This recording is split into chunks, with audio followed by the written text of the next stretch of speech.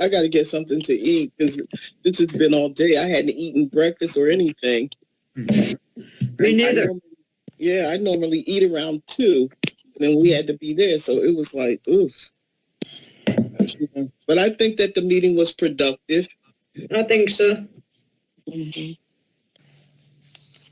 We'll see. Yeah, we'll see. Lots of work that has to be done. Mm-hmm. Definitely. We had to put it in. No.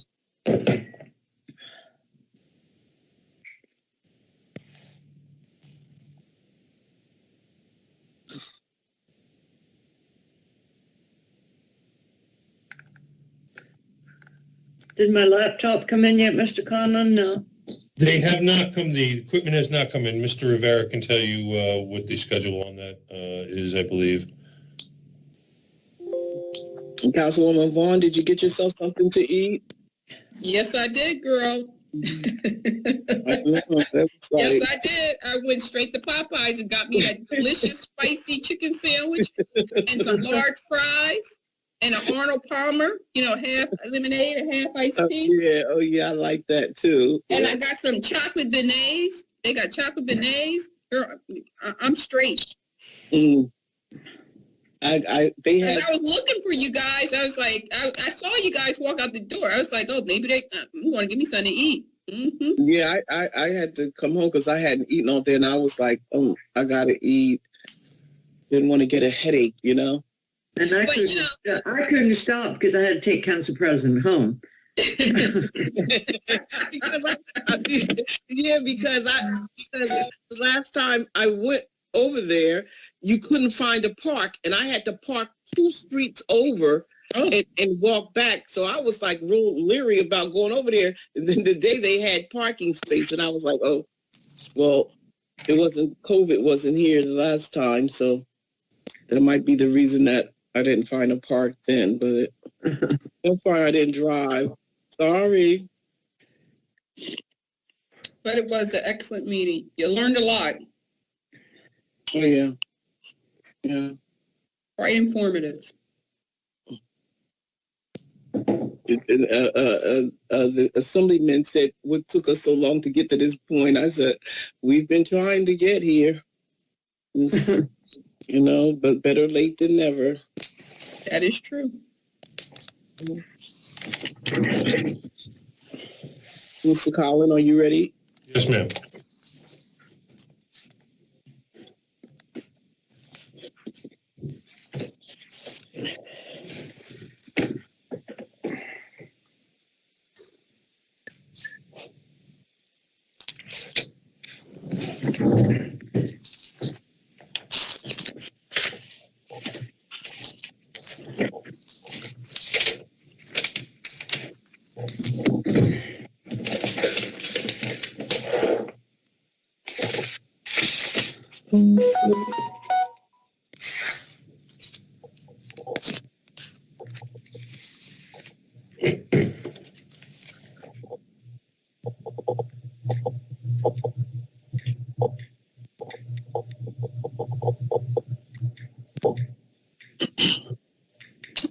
This meeting is being called to order.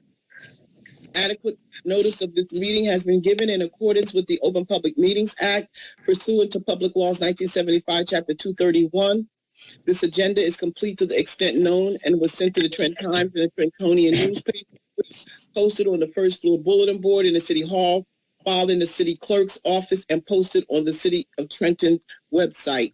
Formal action will be taken. Roll call, clerk. Mr. Blakely. Present. Council Vice President Caldwell-Wilson. Present. Mr. Harrison. Present. Mr. Michelle. Mr. Rodriguez. Present. Ms. Vaughn. Present. Council President McBride. Present. All present, a quorum is formed. Mr. Cruz. Good evening. Present. Good evening, sir. Mr. Cherry. Good evening, everyone. I'm present. Mr. Manali. Mr. Bridges is here with Ms. Abdur Razak from the Law Department. Yes, good evening, everyone. God bless you. Good evening. Director Coley. Present. Good evening, ma'am. Director Mazer. Good evening, present. Director Delisle. Present. Acting Director Dr. Lopez. Good evening, everyone. I'm present. Good evening, ma'am. Good evening. Director Onatieri. I know he's here because I saw him. We talked a second ago. Director Richardson.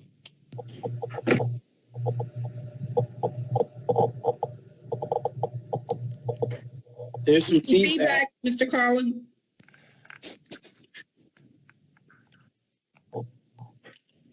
Yeah, anybody who is not speaking, if you can mute your microphones, I greatly appreciate it. Director Richardson, are you present, ma'am? And Director Lavenberg. Good evening, present. Yes, sir. And I Director. believe Acting Director, Law Director Bridges was on. Yes, ma'am. I did note he was present, ma'am. Okay. That's correct, present. And Director Schoener. Thank you. Ma'am, Onitieri is also here. say again, sir? Onitieri. Yes, sir. I did call you, and I did note that you were present. I talked to you Okay, thank you. just a second ago. Thank you, sir. Council President, would you like me to proceed to the invocation? Yes, please. Thank you. If we could all bow our heads. Almighty God, who holds the fate of man and nation, we most humbly beseech thee to bless this our city, these deliberations, these thy servants, that they may act with wisdom and understanding for the good of our community and thy greater glory. Amen. Amen. Amen. We could all rise for the flag salute.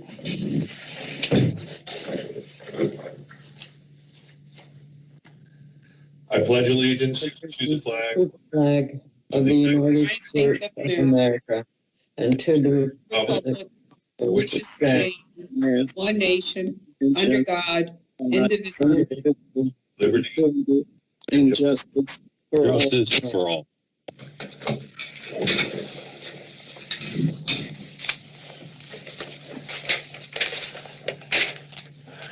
There are no minutes for approval. We had to rework the minutes, so I had to pull them. There are 3 communications and petitions. There is no financial report for the clerk's office yet for the month of January. Do I have a motion to approve the communications and petitions from the clerk's office?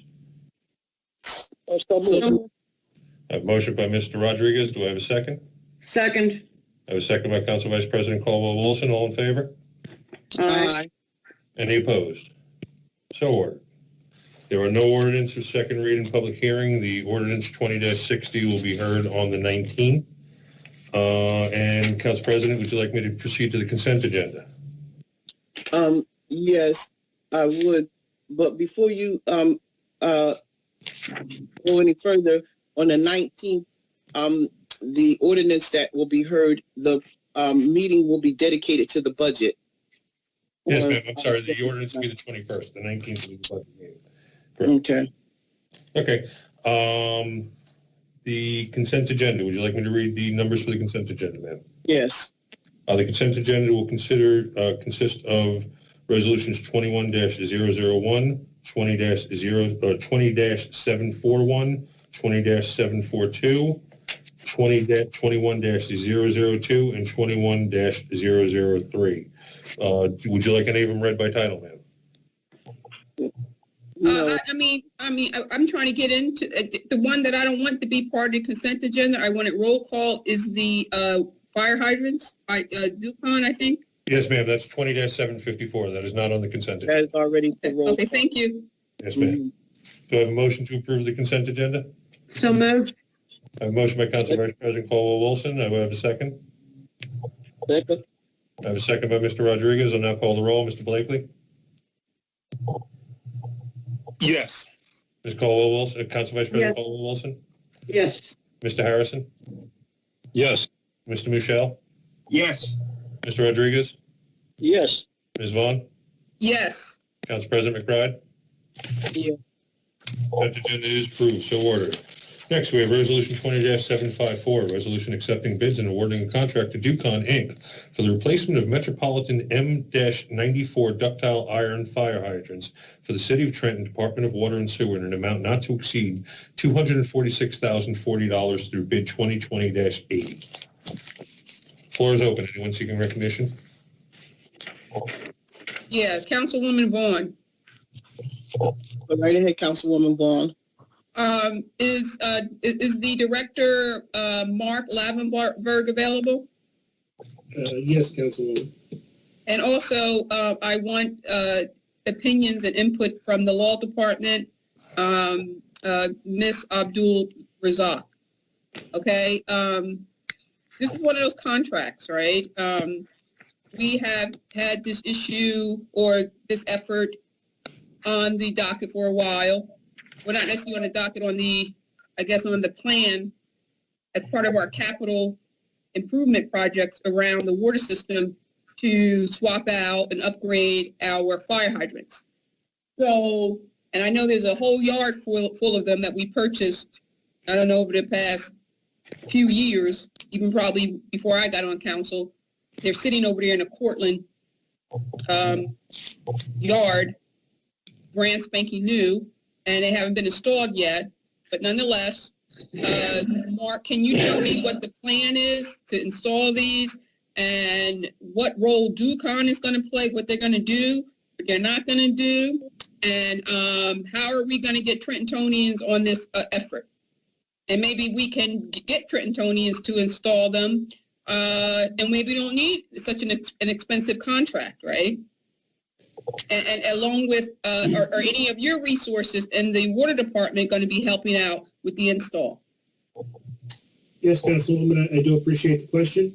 The vast majority of the fire hydrants that we do install are done by Trenton Waterworks.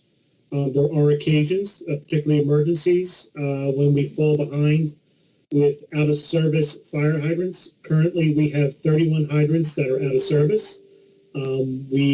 As of Tuesday, we had 3 in on Tuesday. I don't know how many we got in today, but there are certain circumstances when you put a fire hydrant in that you need additional equipment that we don't have. And then there's also a situation if we have multiple water main breaks, like we had 2 weeks ago, particularly a large one on Olden Avenue, where we find it necessary to bring in a contractor to do emergency replacements. But why? But I thought we had crews to do at one time we were short crews, right? So why aren't even in emergency situations? Why aren't we calling in full-time Trentonians, city employees, who then can get overtime money instead of giving this money to Ducon? Again, I absolutely assure you, we are installing the vast majority of those hydrants that are in there.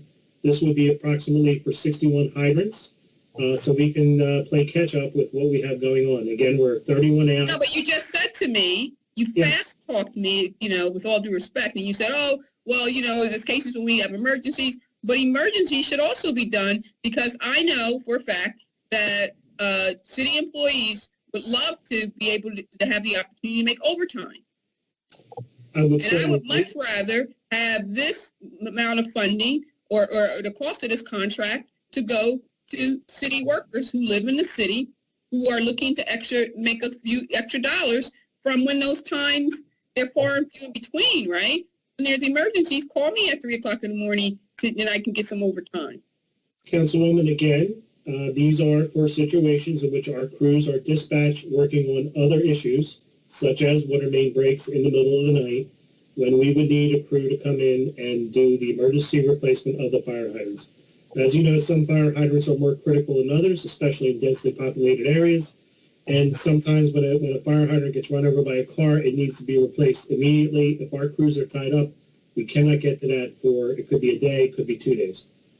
But then why isn't that being funded through the emergency funding contract a line item? Because we just approved, I believe it was a plus $1 million for that. Yes, and as we spoke about that night, we probably spent about half of that on the Olden Avenue Oh, break. get out of here! I can't. I just can't. this is very frustrating. So all I'm saying to you, Mr. Lavenberg, that these type of contracts, all this work, in my humble opinion, can be given to residents of this city. And I'm sorry, Ducon, they are in another town, in another county somewhere, and I just cannot support this contract. So on that note, I want to quickly ask Ms. Abdul Razak, how's she coming along and making sure that in the event that my other council members approve contracts like this, because I'm certainly not, are you working with these contractors to ensure that they're hiring Trentonians? Ms. Abdul Razak, where's your status? Because you haven't given it to the council. Hi, good evening. And you shouldn't have to wait till this meeting to give us a status. We've been waiting for quite some time to hear from you, Ms. Razak. Good evening. If I may speak. Yes, go right ahead, Ms. Razak. Thank you so much. Good evening, everyone. Ms. Vaughn, at the last listing, you were asking me concerning contracts. I've been going out to sites. I've been in touch with the two main contracts that we have, Spinello and I'm sorry, I have it written down somewhere. In the other South State. And South State. Thank you very much. They are in compliance with the EEOC affirmative action. With respect to their crews, they have a crew of 12 people, and they have 25%. I'm sorry, they have 50% of the aligned citizens that we need being minorities, but on their crews, they have at least 25% of Trenton residents. I did go to a site. I was able, a few sites, I'm sorry, I was able to observe that there were African Americans. I did see a female. I did inquire about whether or not they hire other than union, because most of these jobs are union jobs. I was told that they did, or they have hired other people who aren't within the union, but there is compliance. They are complying with the percentage of workers and the percentage of workers from Trenton.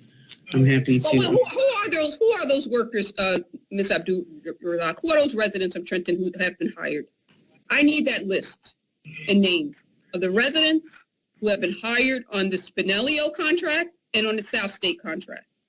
Because you're giving me vague, when you say 25%, is that respective of both Spinello in aggregate, or is Spinello 25% Trentonian and South State is 25%?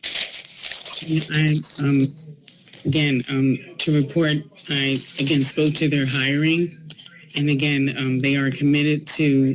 No, Ms. Razak, I just asked you a direct question. You said 25%, they have 25% Trentonians on those projects, and you said that you witnessed this. So I want to know, who are they? I will get the names if they're allowed to give me their names. I mean, that's employee information. No. 25%. Of course they are. We're paying their contract. What do you mean if they're allowed? So again, I want to know which residents of this city Benelio has employed on that job. And I want to know the same from South State. So if I could jump in, Mark Lavenberg, can you help me out? Can you help Ms. Razak out? If I could jump in. Can you in. get this to this council? How many employees have residents, have addresses in the city of Trenton that's working on those lucrative contracts? You want a list of Trentonians that have worked for those companies? Is that what you're asking for? Yes. Okay, we'll get that to you. We'll get that to you as soon as physically possible. Thank you, Mr. Bridges. I would also like to keep in mind that the South State contract is about coming to an end. Well, I still want them to be compliant. So I still want to know how many money that we paid them. Yeah, what's the compliance with what part of the contract? Wait a minute. Whoa. Again, I want to know how much of taxpayers' money in Trenton went to Spinello that they didn't employ any Trentonians, because we won't be using them anymore. If that's what it is. We'll have a list for you, Ms. Vaughn. Okay, thank you. Is there any other council member that would like to speak to 20-754? Oh, yes. Councilman Rodriguez. Go right ahead, Councilman Rodriguez. Okay, well, I'm voting no for this because we're getting back at where we started over 2 years ago. We were trying to slow those contracts. That's why we agree with hiring, I believe it was 70 more workers. So now supposedly we are at 95 or over % of hires at Waterworks.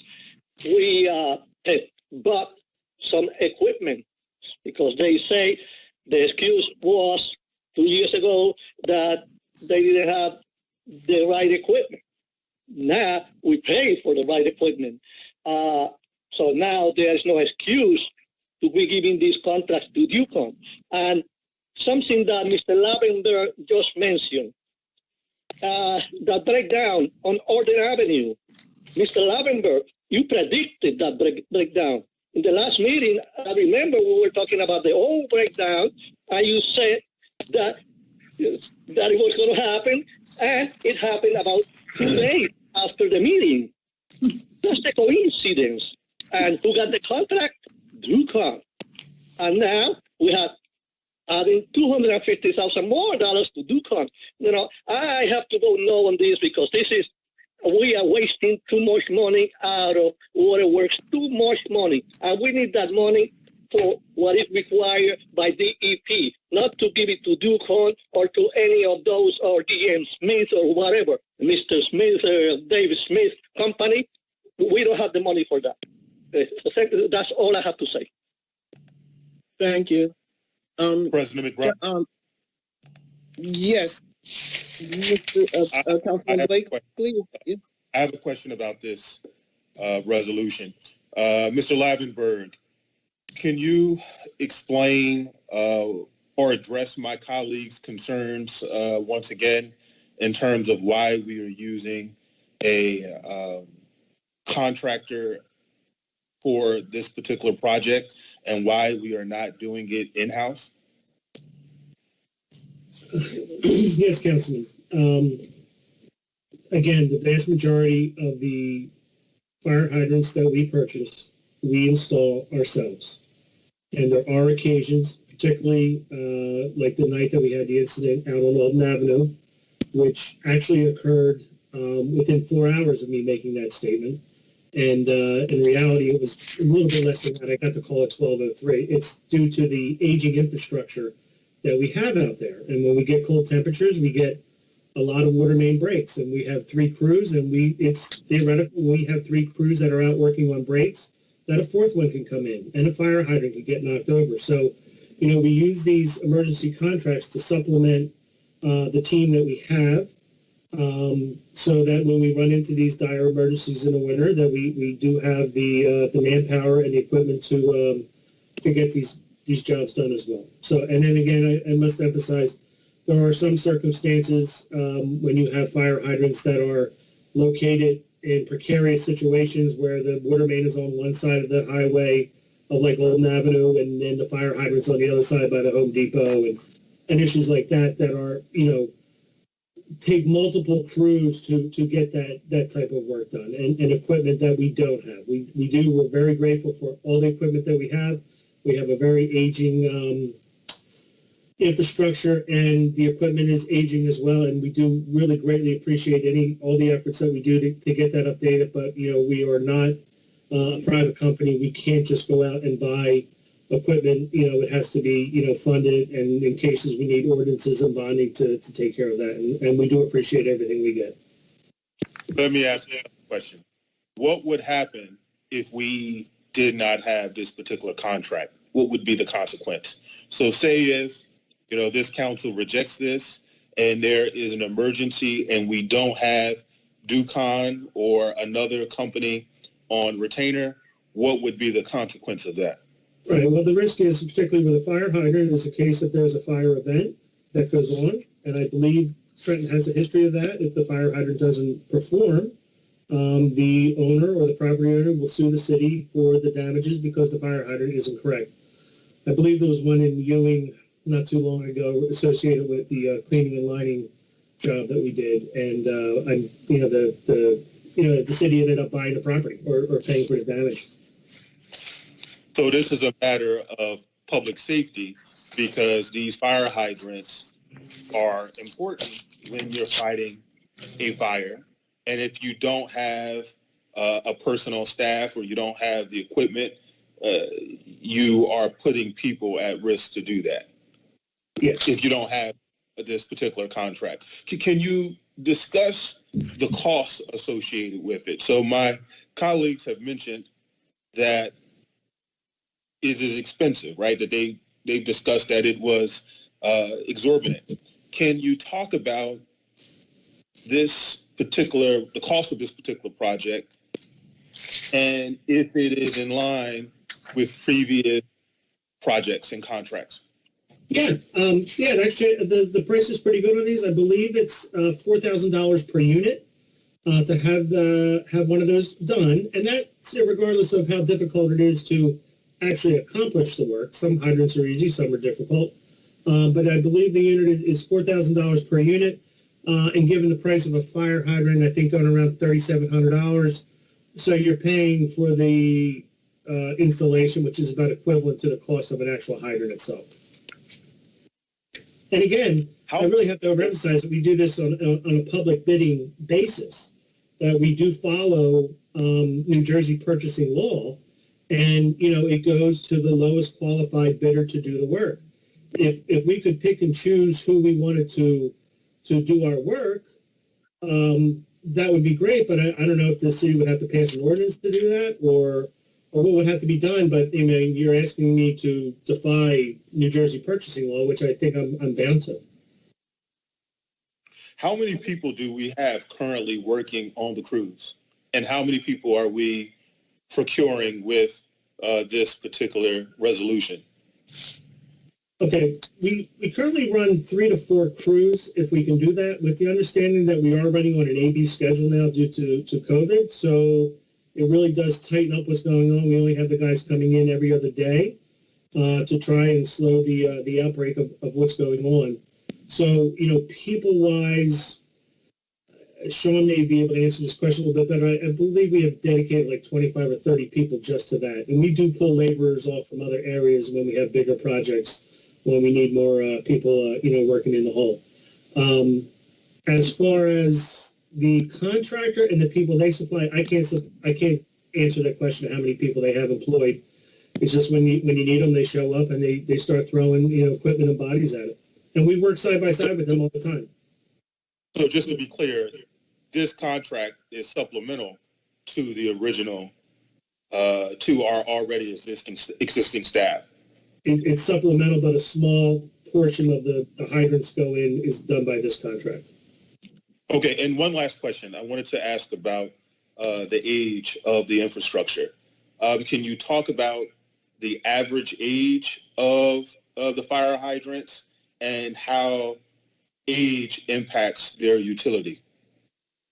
Sure. So your average lifespan of a fire hydrant is about 50 years is a useful service life that you'll get with that. And I would say, I don't have a breakdown of exactly what's going on, but if you just go out front of City Hall and look, there's an old quarry out there that they were building them in the 50s. So, that's now 70 years old. And have we procured any additional fire hydrants to replace these fire hydrants? And if so, how many do we have? Every year, and I could get back to you on the number that we actually have in stock and then what we have in the contract. I think we did recently approve a Metropolitan purchase. I would have to get back to you the number that we're actually buying per year. Please get back to me with that information. I am satisfied with your answers. I believe that, we have to do everything to maintain our infrastructure. And at the end of the day, the waterworks, there's substantial infrastructure costs as it relates to the waterworks. And that is part of the the process, or that is part of our obligation as the overseers of the Trenton Waterworks. And for that reason, because I think that this is an acceptable expenditure, I'm going to support this resolution. Thank you very much. Council President. Council President. Yes. Yes, go right ahead. I first want to say that I agree with my colleagues. If we can, and we should be hiring Trenton residents. But my major question is this. We're talking about hiring Trenton residents for these jobs, which is great. So then why are my colleagues giving a waiver to the clerk who doesn't live in Trenton or Mercer County? Answer that question. Thank you. Mr. Conlon, Yes, ma'am. would you move for the vote, please? Yes, ma'am.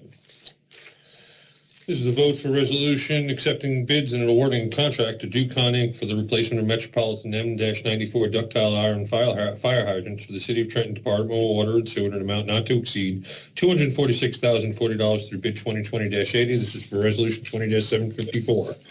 Do I have an introduction? So moved. I have an introduction by Council Vice President Colwell-Wilson. Do I have a second? Second. I have a second by Councilmember Michelle. I'll now call the roll. Mr. Blakely. Yes. Council Vice President Colwell-Wilson. Yes. Mr. Harrison. Yes. Mr. Michelle. Yes. Mr. Rodriguez. No. Ms. Vaughn. No. Council President McBride. No. So ordered, the motion carries.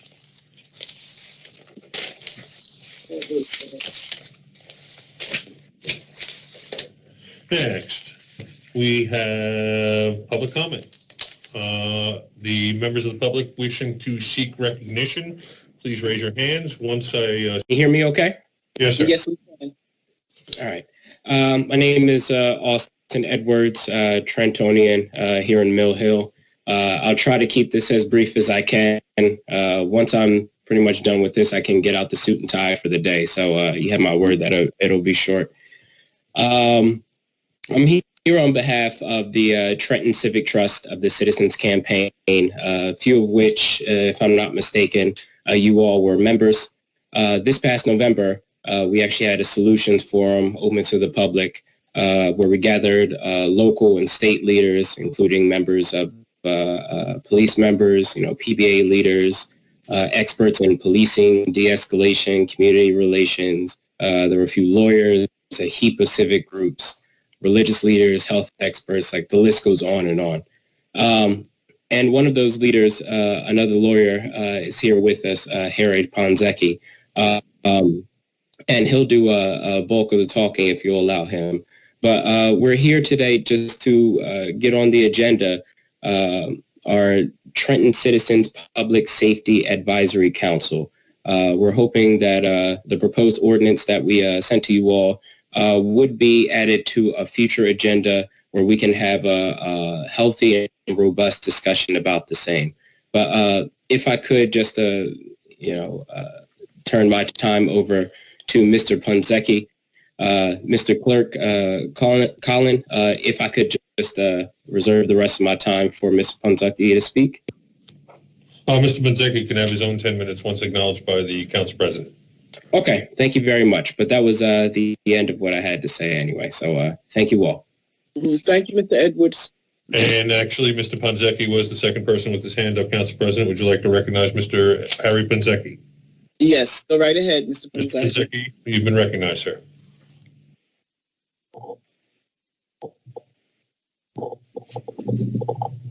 You're going to have to unmute yourself, sir.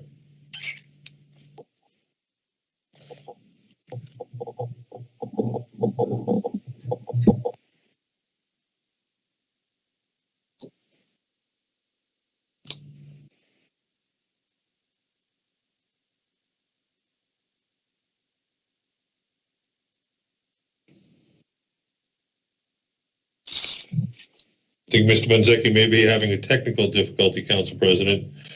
Well, Mr. Edwards, did you want to continue? Could you fill us in? Could you fill us into what the other gentleman was going to speak to? Sure.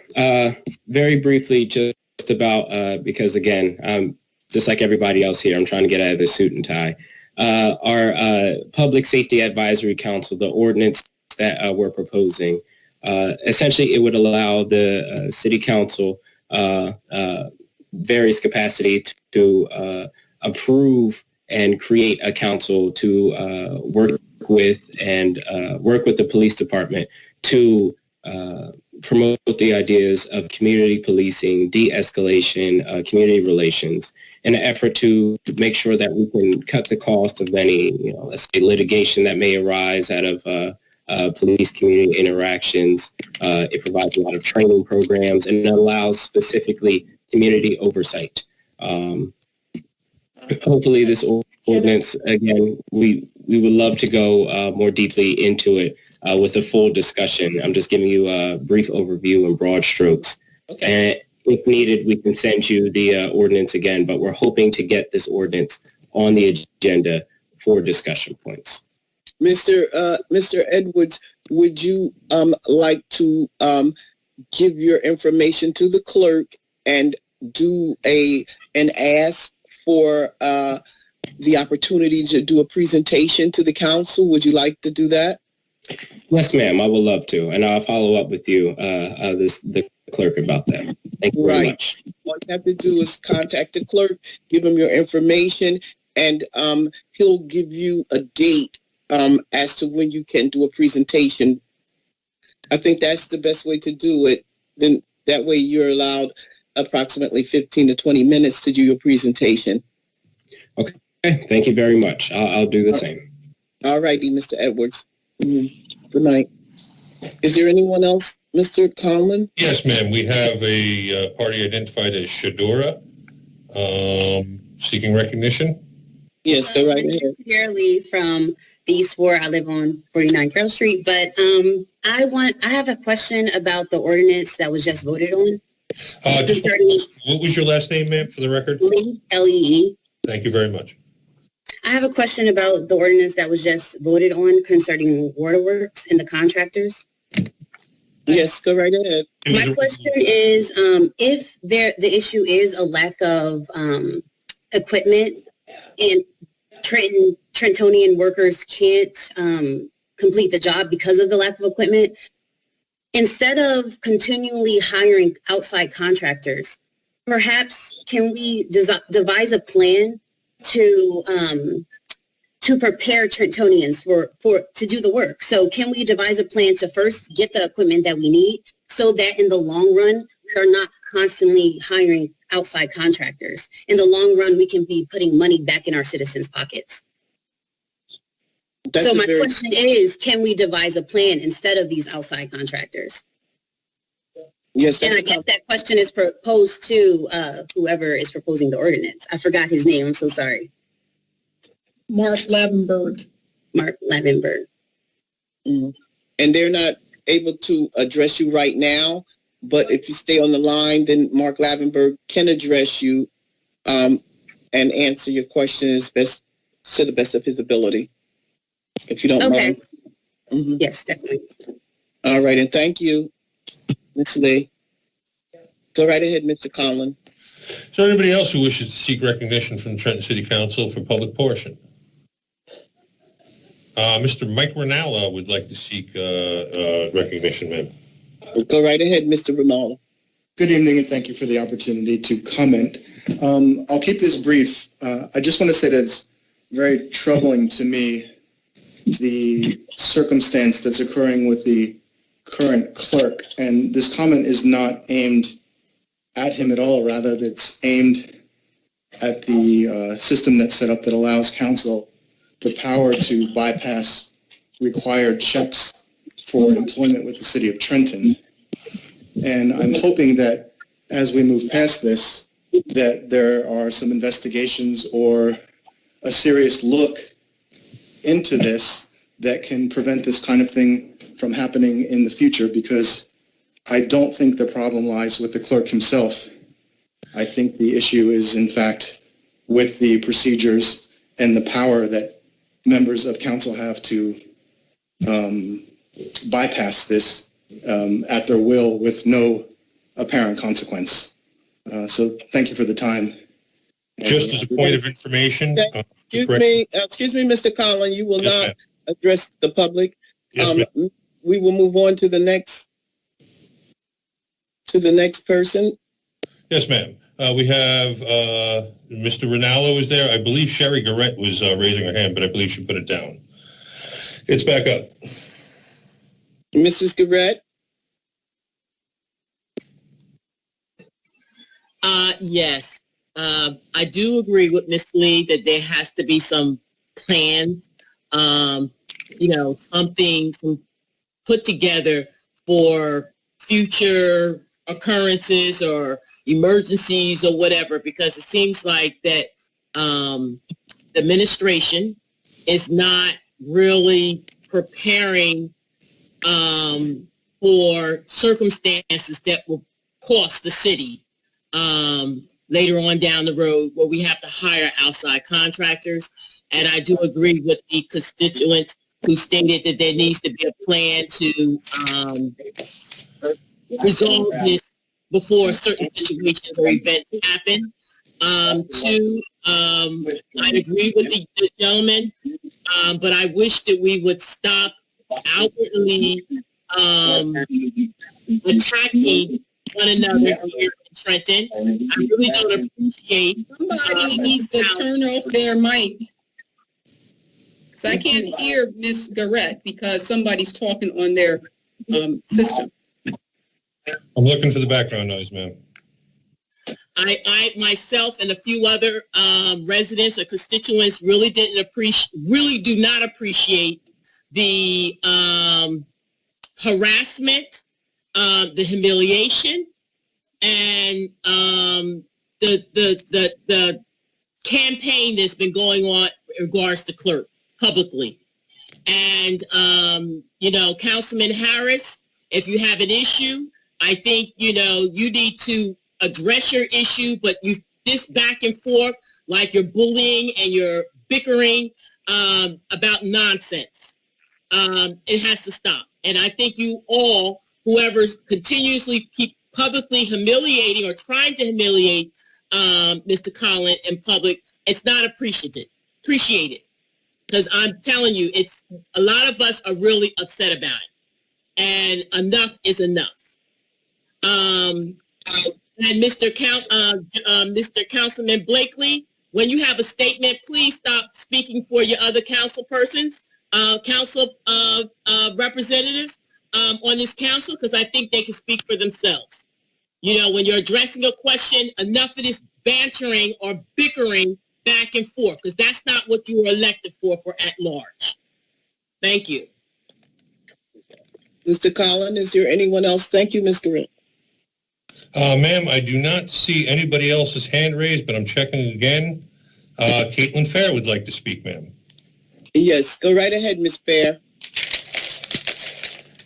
And Happy New Year.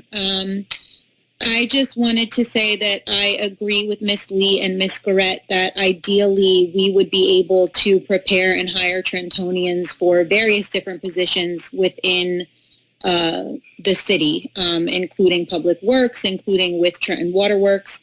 But I think the other piece of that we need to consider in having that conversation is that we also need to make sure that the monies is available for us to be able to do that, and that when budgeting is happening, money is being properly allocated and earmarked to develop programs that would enable those entities to do such things. So, these kinds of plans and propositions are multifaceted, and it's one thing to put the idea out there, and I think it's an idea that everyone can agree on. Really, it's a great idea, right? That's ideally what we would want to see, but we have to also make sure that we're putting in the practical measures to ensure that those ideas can come to fruition. So it is your responsibility as council people to also ensure that the means are available to make such programs and practices plausible and realistic for these different departments. So that's all that I wanted to add. Thank you. Ma'am, we have Evangeline Ugori next. Go right ahead, Mrs. Gorey.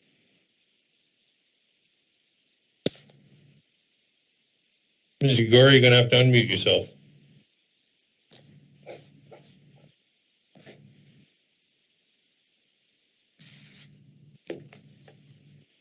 Okay, hello. Can you hear me now? Yes, ma'am. We can. Thank you.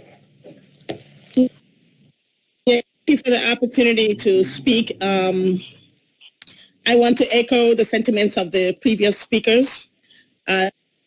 Let me start with the Trenton Waterworks and the people training Trentonians to work and not outsourcing contracts because we need outside people. This issue has been rehearsed ad nauseum, in my opinion. Going back to the beginning of the tenure of this current council, with the presence of Dr. Shea had put in place, or at least had articulated, plans for doing just what these fellow residents are suggesting in terms of training people, making sure Trenton is has a viable employment pool to work. Out of those articulations came also the concerted effort, I believe, nicely well put together and well meant by this council in the way of a job fair that they executed. The powers that be, quote unquote, I don't believe have any vote of confidence in Trentonians to put in place all those nicely articulated intentions of Dr. Shea. Now, if memory serves me right, this current director, Mr. Lavenberg, also came in articulating a desire to carry on in those same directions vis-a-vis training Trentonians to be adequately able to take on these jobs instead of us hiring outsiders. It is my concerted observation that the powers that be do not want to invest in that direction, and that's why we're still talking about hiring people outside. And so as long as this council continues in any way, shape, or form voting in or approving their bonds back and forth, nilly-willy for quote-unquote emergencies that we do not know that they meet the sniffing test for emergencies, I think they're going to keep overlooking that crucial, which is, making sure that Trentonians are adequately trained, to work or take jobs that are supposed to be for them, instead of going to outsiders. I'm trying to, keep it simple, in terms of explanation or connecting the dots. That's where, that's where that is. I don't think the administration, I don't think the people that are put in place to lead that Trenton Waterworks are vested adequately in the direction of making that be. So we need to stop deceiving ourselves. This issue has been, again, like I said, rehashed ad nauseum. So they need to move on that. I don't support approving any of their resolutions for monies here and there to keep getting all these outside contractors instead of making room to get Trentonians hired. Nothing was done much to date, as far as I know, with that pool of very well qualified, very well educated Trentonians, which they claimed did not exist. Talking about employment issues and who vets who or whatever, I believe the administration and their personnel department are culpable in terms of whatever it is that's happening about anybody that's employed. I join my fellow residents to say that I do not appreciate this public kangaroo court harassment of the clerk vis-a-vis his employment. Whatever it is that happened in the process of, in the area of employment or the lack thereof into that city administration, I think the administration is solely responsible, and they need to, settle that in-house. It doesn't look good for us as a city, as residents. Neither does it look good for this administration to keep doing leaking here and there. We read the papers every day. We read Associated Press news releases every day. Sometimes I think Question 101 says that when there is a plethora or a revolving door of administrative issues, the issue is not with the hiree, employees that are hired. The issue is with the administration. Okay, word to the wise. Okay, so I would join them and very emphatically say, stop this monkeying around in the court of public opinion and the newspaper. I don't believe the newspapers are very, I don't believe they're objective like they need to be. I believe there's a lot of subjectivity involved. Summarily, I would like to say, let not those who live in glass houses throw stones. Okay, there's a lot of blame to be shifted around. I have said it numerously while we were able to gather in the People's House there in the city, in the chambers for council meetings, and I'm going to repeat it again. All this monkeying around, all this, I just want to tell everybody involved, there are Pandora's boxes here and there, and they're going to come unhinged. It's not a question if, it's a question of when and how they will come unhinged. So there's a lot of blame to throw around. All of you throwing out these stones from your glass bowl, living in or functioning in, be careful. That's all I want to say. Thank you kindly. Thank you. Is there anybody else who seeks recognition from the council? Yes, good evening. This is Johnette Smart. Yes, ma'am. Council President Janet Smart would like to seek recognition. Yes, go right ahead, Ms. Smart. Hi, good evening, everyone. Thank you, Council President. I just want to make a statement in reference to our city clerk.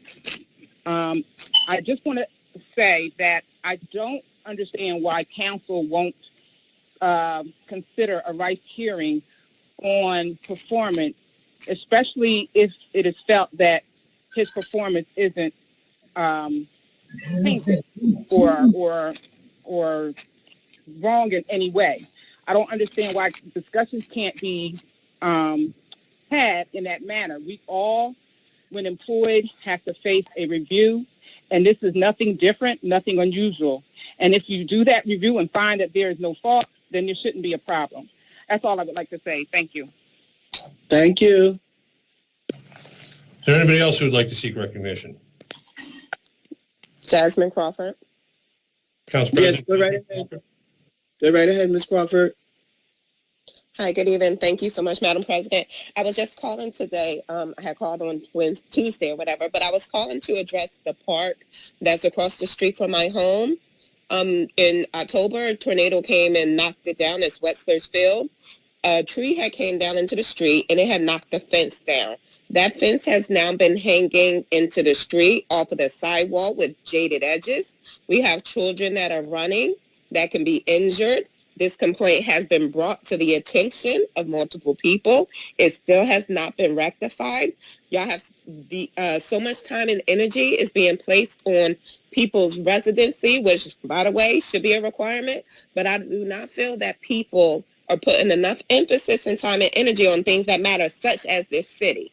My car, again, was damaged that day from the storm, and it cost my home thousands of dollars in repair. My home has now been repaired, but that part is still destroyed, and I just don't understand why. So I really would like somebody to address that fence because it is dangerous, and it will be a lawsuit if anybody got injured or cut off of that gate and fence that is just laying in the ground like we're living in a war-torn zone. So that's all I would like to say. Thank you so much. Ms. Crawford, would you give your information to the clerk, and we will forward this complaint to the necessary parties. The council can only forward information to the administration, and so we will definitely forward this information, and then we will double back and check to make sure that it's addressed. Thank you so much. I appreciate. I went to the administration and Richardson. All of that was put in, so that's why I was coming to y'all as a last ditch result. You said it was Wetzler Field, ma'am? Yes, Wetzler's Field. Mm-hmm.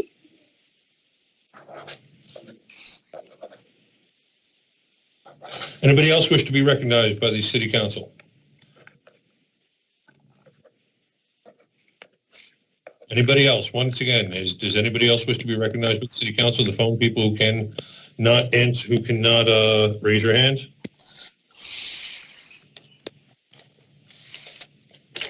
Council President, I don't see anybody else. Does anybody else wish to be recognized by the City Council? The phone people who cannot raise your hand. We're getting feedback from somewhere. Just tell them how, man. Mary Horn. Go right ahead, Ms. Horn. Yes, thank you very much, Council President. I would like to also speak to the residency law and having people, Trentonians, given jobs that instead of being outsourced. And number one issue, firstly, I'd like to talk about the phase 1 lead line replacement.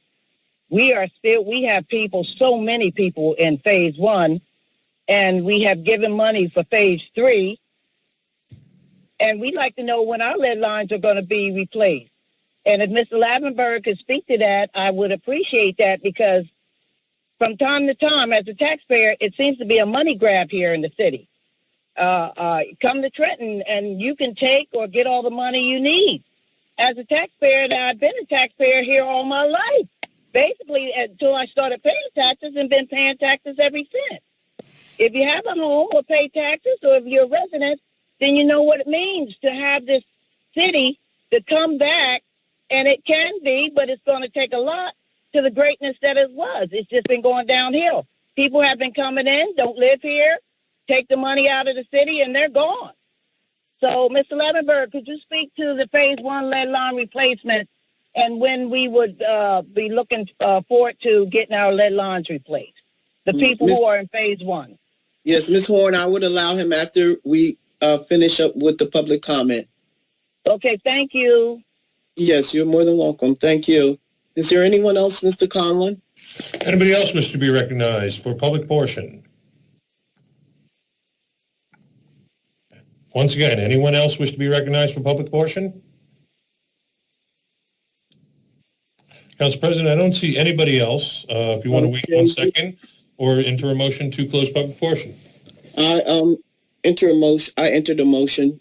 I have a motion by Council President McBride. Do I have a second? Oh, okay, Mr. Gaines, I see. I don't see you on the actual list, but you are on the bottom of the screen. So please, you have been recognized by council, sir. Good afternoon, good evening, everyone. Good evening. It's good to see you all, that we all still here in 2021, and we're hoping to get a lot of things done. I just want to bring attention to the light on the corner of West State and Ritchie Place. It has been out for a few weeks. If somebody can speak to that, we'd appreciate it.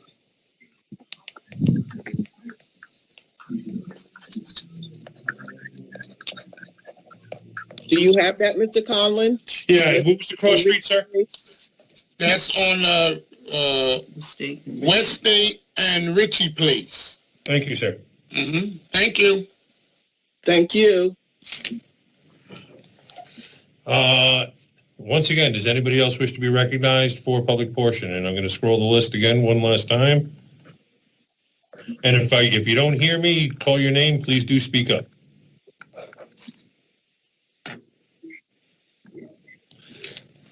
Council President, would you like to re-enter your motion? Yes, so move to close public. Yes, ma'am. I have a motion by Council President McBride to close public portion. Do I have a second? Second. I have a second by Mr. Michelle. All in favor? Aye. Aye. Any opposed? So ordered. Public portion is closed. Now move on to civic comment. Before we go into civic comment, I would like for Mr. Lavenberg to respond to Miss Lee. I think her name was Chandra Lee. She had a question, and then I would like for him to also respond to Mary Horn in reference to her lead line replacement. Mr. Lavenberg, could you speak to the question that the resident had, I think it was Sandra Lee, about the equipment and being able to train our personnel for the jobs or equipment. They're hot mess. If you could please mute your microphone before you speak into it. Mr. Lavenberg?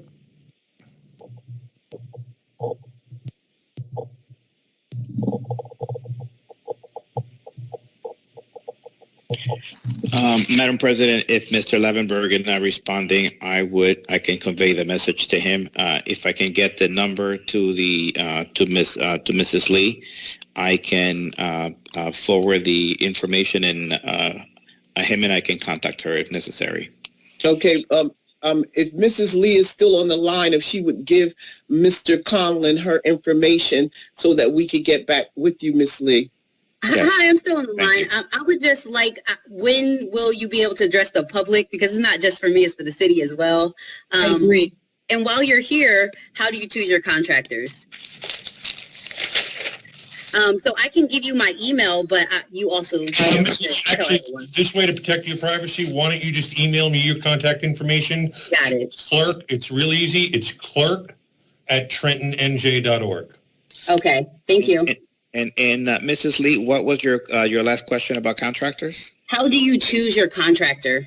So we don't get to choose them. There is a state law. Yeah. Right, exactly. Sorry, you can explain it if people weren't here. Yeah, okay. All right, would you like me to explain it? Mr. Cruz, Yes. would you be able to address Ms. Horn's question, or you wanted to have Mr. Lavenberg get back to her? I believe Mr. Lavenberg should reach out to Ms. Horn, Mary Horn. Yes, and if you can give Mr. Conlon her number as well, or any contact information, I will make sure that he also reaches out to her.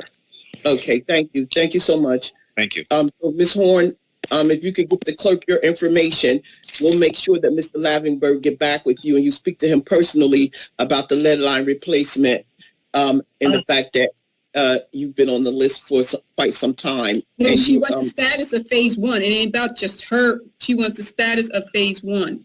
Exactly. If I may. But she's speaking for a civic organization, so... No, she isn't. She said phase one, Council President. Phase one, she said. If I may, Council President, can you hear me? Yes, I can. Yes, I would say that wouldn't be good enough for coming from Mr. Lavenberg. Well, I need to know tonight and not have someone call me, because I've gotten several calls, and I said that wasn't, good enough. About sometime next year, they were saying it would be done, and I've been told on several occasions and been slated I've been scheduled to have someone come out, and they never come. So this is just almost like a cat and mouse game. We'll tell you that we coming, then we never come. Miss Carolyn Cruz had made the schedule, and then no one ever comes. Then I call again. I had a dialogue with Michael Walker. Yeah, you're in phase one. You should be done by November. But this is just going back and forth, Council President. Okay. I don't believe I'm going to have my lead lines replaced. I did everything they asked me to do. And for me to just get a call for them to tell me sometime next spring or whatever have you, I've been told that several times. So I don't know where to go from here. Yeah, Madam President, if you allow me, I can reach out to Mr. Lavenberg, and he can discuss phase one with the council at the next council meeting, if you're okay with that. Yes, I would like for Mr. Lavenberg to come to this council and tell the public when they are actually going to get their lead lines replaced. Mrs. Horn has been coming to us for the last year about her lead line replacement, about the people that is in her civic organization that also had issues. Well, they need to know when their lead lines are going to be replaced. Okay. If they signed up and they followed the proper procedure and the process was completed, they need to get a date. They need to know when someone is going to actually come into their homes. That's what I'm hearing from Mrs. Horn. Okay. All right, Madam President, I will convey the message, and I will make sure that the council is also informed of any information that will be conveyed to Mrs. Horn. But I will still extend the offer to have Mr. Lavenberg speak at the next council meeting and address the replacement. Right. He need to come with dates. Okay. That's the objective. Okay. All right. That's not a problem. Thanks, Mr. Cruz. I appreciate you coming on. You're welcome. Mr. Conlon, we were to go into civic comment. Before the civic comment, I would just like to share with the council that Mr. Cruz had the budget books delivered to the clerk's office, and so we will be distributing those books tomorrow. And if the council members would like to pick up their budget books, they could go down, or Mr. Collin could drop them off to you. Yes, Madam President, in reference to the budget books, as you are aware, we received new information from the Lieutenant Governor while we were at the meeting earlier, and we wanna make the change that they allowed us to do to the books, and so we are gonna change the number. So if for the individuals that have not picked up the books, hopefully they will. Mr. Conlon, we're going to send you the package, and you can add it into the books. That's fine. I still have the books here. Yes. So, and the change will be accompanied with a memo so that you know where what section needs to be removed from the book. Thank you. And so, Madam President, that will reflect the 88% that they mentioned in the meeting for the reserve for uncollected taxes, 88%. All righty. Thank you. Thank you, Mr. Cruz. Councilman Blakely, for civic comment. Yes, thank you very much. I have a few questions about contracting and employment for business administrator. So, Mr. Cruz, how are you? I'm doing great, sir. Good evening. Good. So I want to ask a few questions about contracting, particularly about the public contracting law. So can you give a general overview of the scope of the public contracting law? Yes, so there are three ways that the city can procure services. The one is where the city can go and procure services that do not exceed the threshold, which is up to 17.5, where the city agency can award the contract or just acquire the services without having to go to council. Anything above 17.5 to up to $46,000 has to be the city can acquire two prices and go with the lowest price and award it and it must be presented to council for council to vote on. That's up to the $46,000. Anything above $46,000. The requirement is that you now do a full-blown procurement process that requires that you advertise in the paper for at least 10 days for goods and services. Anything professional, you must advertise for at least 20 days. The bids come in sealed envelopes. Nobody is allowed to open the bids until the date and time that is required. When you advertise, there's a time and date that you advertise when the bids will be open. So if we say that the bid is going to be open on Thursday, January 5th, we cannot open that bid. And of course, it's the vendors, anybody who wishes to come and be the witness of opening the bid packages, they can come and witness it. So that bids are not tampered. They're sealed and they are open in public. The prices are announced to the people present, and then they are tallied. After they are tallied, they are reviewed by the purchasing agent, who is also a qualified purchasing agent certified by the Department of Community Affairs. And once it is certified that the bids are within compliance of the requirements of the bid or the request for proposals, then they can be submitted to the department for the department to then review them. Once they are reviewed, the department may agree with the QPA to state that yes, that is the bid and that it is in compliance with the specifications. And so once that happens, a recommendation for award is sent to the council, and then the council takes a vote.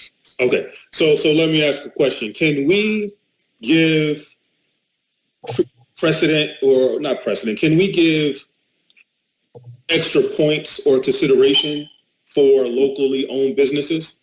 Unfortunately, the state law does not allow it, and it cannot be overruled by a city ordinance. It's a state law, and it's a state statute. NJSA 40, I believe, is dash 11 or 16. It's one of those two. But it's a state statute. I apologize for interrupting. I just wanted to help Mr. Cruz out. It's under New Jersey statute annotated 40A:11-1 and sec. Under New Jersey Administrative Code 5:34. Thank you. Sorry to interrupt. I just wanted to help out in case someone. So why do we use contractors as opposed to using hiring folks? Could you give me? And I really want to talk about how the city is restricted from making a lot of hires because of the MOU. Like, we have to go through the state for every position. So why do we use contracts as opposed to employees? Yeah, well, the majority of the time is because it's more cost effective. You don't have to pay health benefits, and if you need 10 people at a job site, the contractor will provide you the 10 people. Now, if it's if for us, if we need 10 people at the job site and somebody is out sick, we have to pay for the sick time, and then we also, of course, have to pay for the person to replace the person who is also absent. So it's the overhead that we cut from once you do the procurement.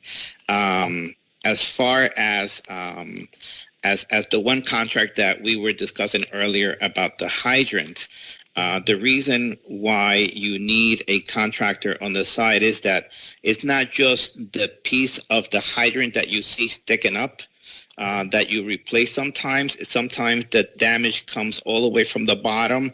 If a car accident takes place, it's not, you see the water shooting from the top, but you don't see the damage that has been done at the bottom. And sometimes you got to dig in, depending on the depth of the pipe, you have to dig in, 6 feet, 10 feet, 12 feet, whatever depth. And of course, I got you. I only have 10 minutes, so I want to be very clear. My other question is, I want to be clear that for folks who are saying that we're hiring too many contractors and at the same time complain about their taxes, and how high they are, it's really important to realize that if we did not have contractors, our tax rate would be significantly higher. And that is a problem in a city that is heavily taxed.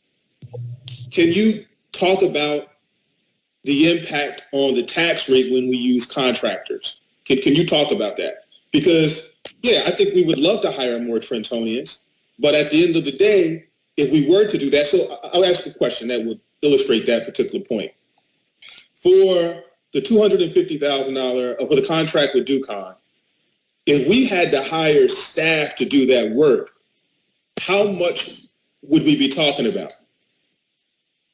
Well, it all depends on how many jobs they are doing during the day and how many they do during the week. When you hire a contractor, they come with the equipment, they do it in 1 or 2 days, and they go. With a crew for the city of Trenton, as I said, you have to make sure that you get your money's worth, for the 40 hours, and so you need to make sure that you have enough work to give out to these individuals, and it is not always that you are replacing them. However, it has to do with the expertise on specific situations. It's not a cookie cutter, as I mentioned. It's not just cookie cutter. Let me ask another question, because I know I'm out of time. Can you tell me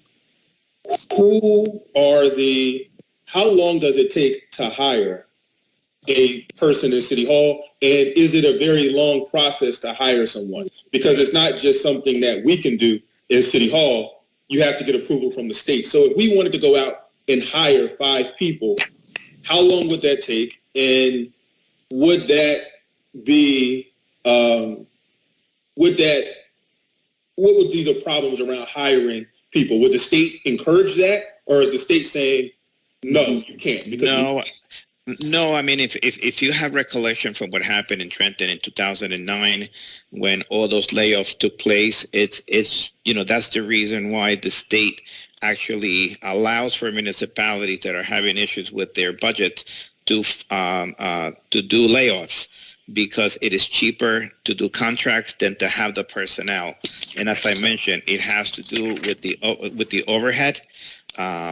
When you have to pay health benefits, pensions, and all the other things. And, as I said, if you have somebody who is out sick, you have to find somebody, and now you're paying somebody else that overtime to come and do the work. So in 2009, the layoffs happened because the state felt that it was cheaper to hire contractors than to have internal staff do the work. So this is a much deeper conversation.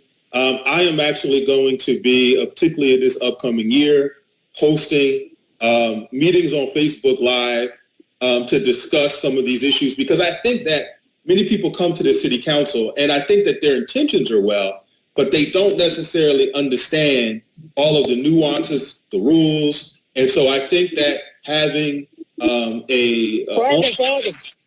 excuse me, I'm talking. Interrupt, council members. Thank you. I think it's important to actually have the facts rather than just the rhetoric, and not just listen to people who I just, quite frankly, don't think they really understand. And so I'm going to be, inviting, you, Mr. Cruz, to discuss these issues so that, folks can understand that, this is a lot more difficult and a lot more complicated than they are considering. I just want to say, and I'll wrap this up, I want to express my vehemence, my displeasure and my anger at the invasion at the Capitol yesterday. I am outraged as an elected official. I want to just share my support of the possibility of President Trump being impeached. And I just want to say, that what he stoked yesterday was absolutely out of control and just unworthy of the office that he holds. I have no further comments. Thank you very much. Thank you. Councilwoman Caldwell-Wilson. Yes, thank you. Good evening, everybody. Mr. Cruz, my first question is for you. Yes. So the Trenton Waterworks, they're pretty much financially self-sufficient. Yes. I have often wondered, I know they have a training line, but have you ever discussed during the budget and putting in a line item for training Trenton people for these various jobs and understanding the costs of hiring them full time? You could always set a program together for on-call emergencies so that folks that have been trained could be called to come out and deal with some of these jobs. Even though it wouldn't be a full-time job, at least as a start, somewhere for them to be financially stable. Yes, Madam President, actually, that is actually a good point that you brought up, and I will take a minute or two to answer. As you are aware, when we were doing that bulk of hire that the council actually also did a job fair for us to hire people. I know that at one point the council was very frustrated that we weren't hiring fast enough. But one of the things that we actually did is that we went out of our way to ensure that the people that were already working at Trenton Waterworks had the opportunities to go up in positions, and not necessarily just hiring people from the outside to fill in those positions. So it took us a little longer, but we promoted a lot of the people, and we probably have it on, I couldn't tell you how many, but we were able to move people to the higher positions, and we ended up hiring a lot of entry-level positions to the other positions that we needed to fill. Right now, as we speak, we actually have, for the first time in the city's history, we have a program right now where we have, I believe, it's 6 or 8 individuals that are being trained. There is a class that they're taking so that they can have a W-2 license. Is not normal that a municipality actually does training, but we have an individual right now giving those trainings with assistance with the Mercer County Community College. They will have a certification. Well, they're going to get a certificate when they're done, but they're getting ready with this class. They're getting ready for them to take the state exam, and they will be, I believe, it's for a W-2, which is a very, very good license. So we are incorporating as you said. Are we doing it? Yes, we are, and we are looking forward to doing more. Okay, but my thing is for those that are currently unemployed, so that they are prepared. Should we have, rather than hire an outside contractor, we can contact them, even though they're not full-time employees. We could contact them, we could hire them for the jobs. Is there anything set in place, any kind of program in place where we can do that? So as of right now, the only way that the city can hire somebody without having to do as you mentioned, perhaps like a class, and would be through seasonal work, but is only like 90 days, and that's the only time that we can hire somebody temporarily like that. But whose rule is that? It's the state of New Jersey. It's not a city policy. Can we discuss with the state of New Jersey the possibility of putting another program together? Well, so after 90 days, the person, because they cannot do more than 35 hours per week. Once you start going a little higher, then you begin to you're going to have to start paying health benefits. Mr. Cruz, if they're on call, they're not working all the time, so their hours would be accumulative. That's what I'm saying. You know what? I don't have an answer for that, Madam Vice President, but I can try to get you an answer. This is actually the first time that we are addressing this. Okay. All right. Thank you. Thank you very much, Mr. Cruz. Mr. Unfair, Public Works Director, Wally?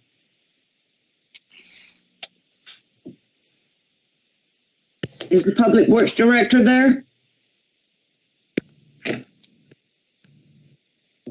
He was on, Madam Vice President, but if he's not on, I can also do the same and convey the message if necessary. Oh, they have to stop leaving this meeting before it's finished. Mr. Cruz, I have to voice a complaint. Over a year ago, I had asked Public Works to take care of this grate at the corner of Market, 200 block of Jackson and Market. There was a hole forming around the whole diameter of the grate. Now, the hole is so big now that cars are pulling over to avoid it and almost causing accidents. And I need someone to come out tomorrow. Yes, to Madam take Vice President. That grate. Yes, Madam Vice President, is it a storm drain, or is it a grate in the middle of the street? What is it? It's right. It's on the street. Okay. All right. It's on the corner. It's on the corner. It's on the intersection of the 200 block of Jackson and Market. And the hole is really, really big now. You could really damage your wheel. Okay. Going you know what, Madam President? I actually have to go for a drive. I can go and take a look at it tonight. And right outside the liquor store, Sykes Liquor Store. Okay, and I will have that conversation. And it's at the light, yes. Okay, I will have a conversation with with streets as well. Okay, thank you very much. You're very welcome. I just want to take this time to wish everybody a happy new year. After those atrocious events at the Capitol yesterday, I hope they can figure it out and understand why there was no security there. Our Congress people were endangered, especially our Congresswoman. But I wish everybody a very happy new year, and we'll move on from here. Thank you. Councilman Harrison? It's Maria Richardson on? No, sir, she was not at the roll, so I don't know if she's joined us since. She's not on? Okay. Maybe Mr. Cruz can answer this. Mr. Cruz, do you know how many chippers we have? Is it one? I would have to get back to you, Councilman. And the same thing with, I think it's Wally, the leaf machine. I think it's pretty old. Should we be looking to try to replace that? Is Wally on the phone? He was not, Councilman, but yes. I will convey that. He actually is here. He is not. Okay. Wally, could you speak about that? About the leaf machine? Did we have a problem where it broke or something? Are you trying to replace that? We have a couple of leaf collectors, but some of them are broke from property maintenance, but we do have 2 of them that we're still working with. And we've been working in the parks and on the gutter lines. I'm asking that because of Unity Square Park. They have the leaves, and I know we had it broke for a while, so I was just asking if I got it fixed, if we can get the leaves in Unity Square Park. Okay, we do that. Okay. Also, like my council colleague said, Happy New Year to everybody. New Hope Church of God on Saturday, 7:30 to 8:30. They're giving out food in the community. It's a wonderful church, and it's been helping so much in the pandemic. It's greatly appreciated how they've stepped up and done so much for the community. Like to thank Pi Jones, who's working in the community, trying to get jobs for local people in the community. It's greatly appreciated. I know you said we're working on the budget, which is great. We're going to start working on the budget. We'll get the budget books. I want to try to work with Mr. Bridges. Are you on the phone? I am. Is Mr. Bridges on? I am. Yes. Right yeah. Good. Me and Mr. Bridges are going to work on. We're going to work on a background check. I think we need to put something together. Hopefully my colleagues will support it, but I want to put it out there just to let everybody know because I think it's a wonderful idea. I'm all for, like I said, transparency. I believe we should be hiring local.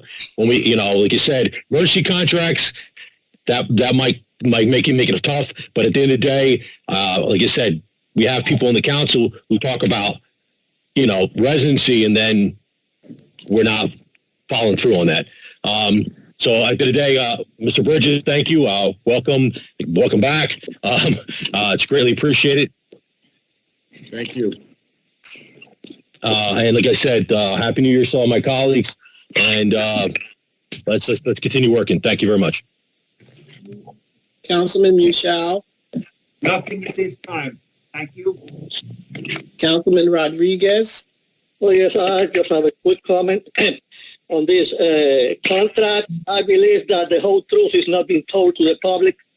There is no way that privatizing the private contracts are going to be cheaper in the long run than using our own. I'm not talking about new workers. I'm talking about the ones that we hire, the 70 people that were hired to work at Works, the equipment that we had bought at the beginning, 2.5 years ago, we started giving Dr. Che all this money to buy equipment because it was necessary. They claimed that the reason they were bringing these outsiders was because Waterworks didn't have the equipment. We gave the money for the equipment. Where is the equipment? If it wasn't bought, we have to search that because we allocated a lot of money for equipment and also allocated money to hire 70 workers that were needed. If somebody didn't do that, come on. Also the training, Dr. Che, that's not new. Mr. Cruz, that's not new because, well, probably you weren't in yet, but we discussed that over 2 years ago. We have been talking about that, training our Waterworks workers so they could get license to do whatever they need to do at waterworks. But don't tell me that to switch those fire hydrants, you need some great expertise. They are not 10 feet deep. That's the exception. That's the exception. But what we are looking for right now in public waterworks is to privatize the whole thing. That's what you people are after. You want to privatize the management is going to be soon. We're going to have all these outsiders managing waterworks. That's the deal. That's coming from the Way Train and coming from American Water. You know, that's the deal. And you know about it. You know about it. The public might not know, but you and I know what's the plan to privatize management and to privatize everything in waterworks. You cannot sell it. You cannot sell it because they have to go through a referendum. But you keep voting bonds. I'm not asking questions. You keep voting down bonds, and you will be privatizing it. Mr. Cruz, you know you're out of line. Yes, he is. Okay, Councilman Rodriguez, will you finish, please? Will you I'm not finished yet. I am. They interfere with my son. But the thing is that if you do the job, a city worker does the job, waterworks worker does the job, that person could buy a house, pay taxes in the city, and that creates money for our economy. Don't tell me that a contractor that does not hire not even one person from Trenton. Most of those contractors, they don't hire people from Trenton. They bring them from wherever they are. They might be minority, but they are not from not Trenton residents. And talking about the clerk's residency, we had a clerk for 3 whole years. Nobody asked for his residency. He never lived in Trenton. Also, we have hundreds of city workers that are now working at the city that do not have the 15 years in the city, working for the city for 15 years, and they are living in Levittown, in Murraysville, Burlington County, all over. Why don't you chase them? Why don't you, especially our council people that are after Mr. Conlon, why don't you check those residencies? Check on them. Go across the board. Do it to everybody. Don't pick on just one person. Do it to everybody. You know? Thank you. That's all I have to say. Before Councilwoman Vaughn speaks, I would like for everyone that is not a part of the civic comment to silence themselves, to put their to shut their mics down. It's very disrespectful when I have the council members speaking and you don't have you haven't muted yourselves. Councilwoman Vaughn. Yes. Yes. Thank you, Council President. So says the business administrator who sits here, and this council gave him advice and consent. He's an appointed official, and he serves the city of Trenton. And he's going to sit here and say, if the city council does not approve a bond, if we keep rejecting the bonds, we're going to get our water department privatized. Now, I have to ask the question.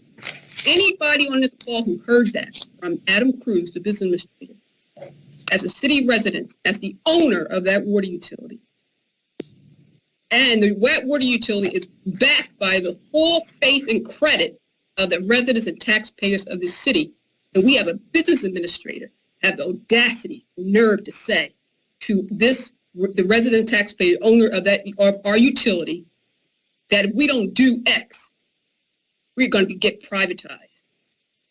Either you support this municipality or you don't, Mr. Cruz. But I will no longer sit here and tolerate your outrageous statement against my municipality, against Trentonians. You either help us bring our utility to fiscal health, or you get out of this city and you get out of that job. Because we can find a business administrator in our borders who's from Trenton, who's a Trentonian, who's a native, will never say anything such a thing. And I'm insulted as a Trentonian, as a taxpayer, for anybody who come and tell me that my water utility is going to be privatized if the government of this city, the people of this city, because that's who I'm representing for the next 2 years. I can tell you, Mr. Cruz, if you don't know already, we don't want our water utility privatized, and don't threaten us with that.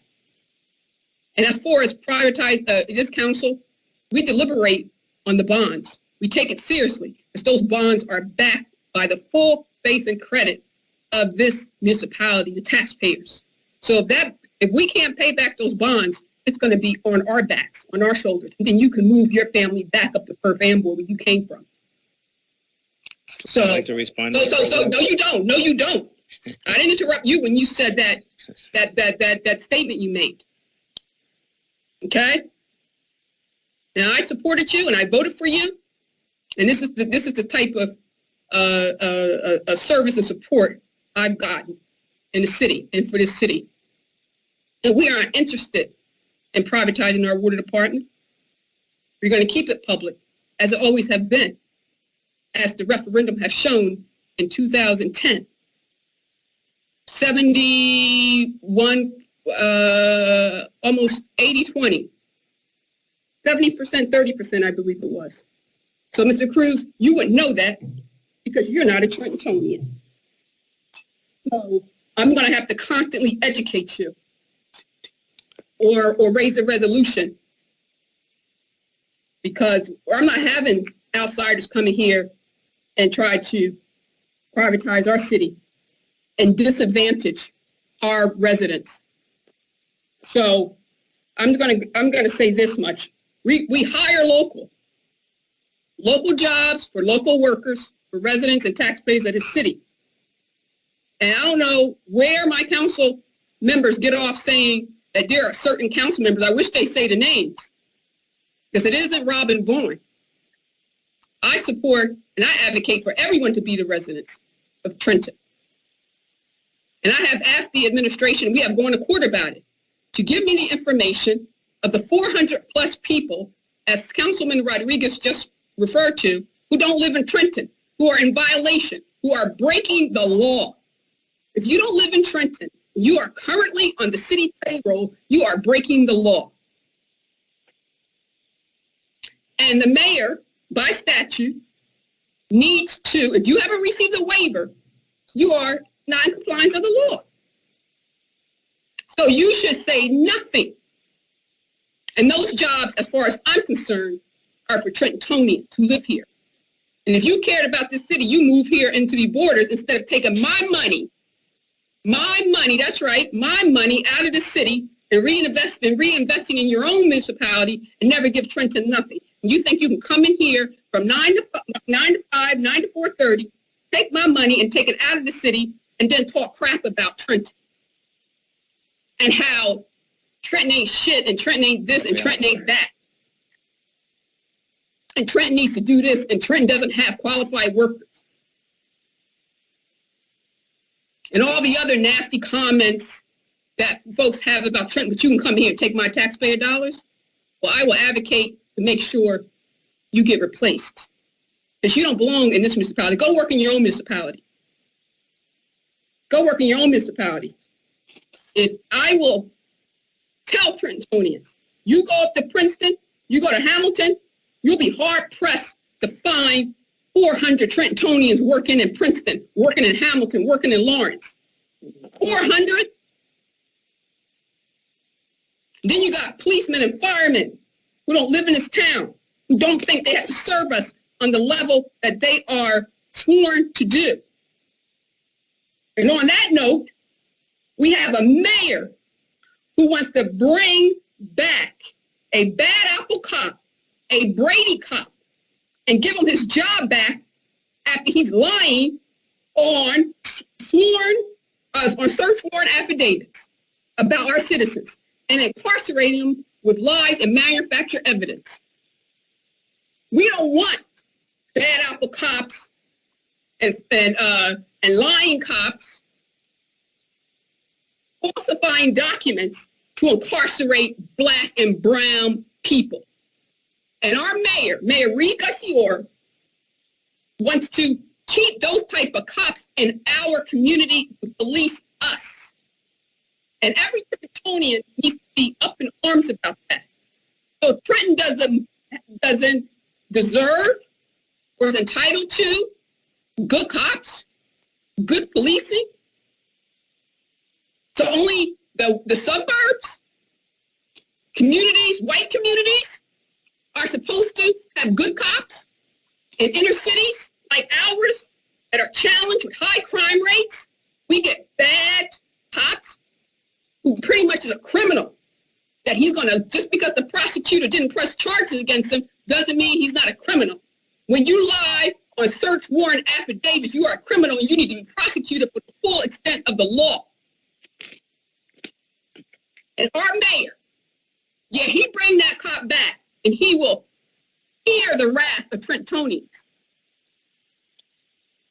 So don't think that you can put a bad apple cop, a Brady cop, who the prosecutor himself, Angela Onifree, said that he can't even use him to testify in anything. All he could do is sit behind a desk, eat some damn popcorn, because he can't go out on the street, because no court of law would even the prosecutor can even trust his testimony on anything. Only if, by the way, we got to pay extra for another cop to corroborate any of his efforts. So now, taxpayers, we got to pay double for a bad apple cop, for a liar. And here we are in the midst of Black Lives Matter, police. So Mayor Gussier, he doesn't care about police reform. He doesn't care about Trenton. He doesn't care about Black and brown people. He doesn't care about recidivism and his old re-entry program that he has put out just for some PR stunt and hope to get reelected. But he ain't get reelected on this, because every Black person in the city of Trenton will know that he put that bad apple cop on that street to police us and to continue to lie on us. So, and that's what I have to say about that. And the other thing is, and any other citizen, Black, white, brown, otherwise, who sit there and advocate and support Gussier on that, and shame on you. That cop needs to stay in his own community, in Ewing Township. Let Ewing Police Department hire his ass, because he don't belong to Trenton. And I just want to say, the other issue that I want to talk about is the vaccines. Is Ms. Lopez on the line? Yes, Dr. I am. Lopez? Yes, I'm here, Councilwoman Vaughn. Yes, thank you for coming to the meeting. I just want to ask about the vaccines. There's been a lot of talk in the neighborhood about the fact that Trentonians was not given a place to receive the vaccines. On the list, there's a ShopRite in every municipality. Of course, we don't have a supermarket, so we have to go to the neighboring municipality next door, which is Ewing, which is ShopRite. But we all know that all Trentonians go to ShopRite in Ewing, and ShopRite in Ewing is not offering a vaccine, but they're offering it in Hamilton, and they're offering it in Pennington, and all the other ShopRites. So what's wrong with the one in Ewing that services the predominantly Black population in the city of Trenton? So why don't we have a vaccine? We got Hearing J also Center, but not everybody can get to that one little location back there. So every other township in Mercer County, again, Brian Hughes, whoever make these decisions, negotiate these things, always fail to negotiate for Trenton. So how come we weren't able to get a vaccine in our ShopRite, at least the one that's closest to us, that has the largest population impacted by COVID, which is in the city of Trenton, not Hamilton, not Ewing? So what is wrong? Have you worked with Brian Hughes and the folks at the county to ensure that we have access to a facility that is providing these vaccines? Councilwoman Vaughn, I am in the process of working with the county. This is day 4 for me, so I am learning the the what is taking place with the vaccine. I was at a hearing J. Austin today when that was taking place. I am learning of the additional sites that are providing vaccinations as well for city residents. We are coming up with our own dates for that as well. I do believe our public health officer is on the line as well, where she can chime in and assist me with this as well. But I am working with Brian Hughes and the Mercer County administration, and as I receive further information, I will defer that to you, but you just have to give me some time to obtain that for you. No problem. Thank you very much, and I just want to move on because I have a limited amount of time, and I just want to follow up on one more thing, Council President, before I yield my time to you. The information I was giving about contract law in our state and our locality has been, again, twisted, and we've been given misinformation here tonight about it. The state of New Jersey allow for preferences when it comes to resident bidders. Okay, so preferences criteria are established by law and can include suppliers' geographic location, residence requirements, or even the origination of the product or service. So when Councilman Blakely is questioning our business administrator, Mr. Cruz, who spoke like he was the subject matter expert on procurement management, is going to say that this locality in our state does not give preferences on that criteria of geographic location, resident requirement, or origination of the product or service. They are intentionally lying and misinforming taxpayers of this city.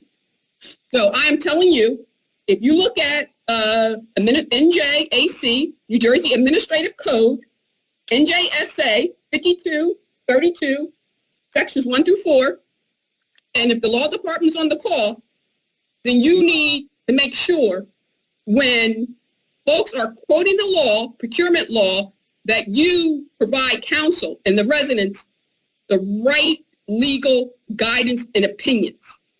To have allowed Mr.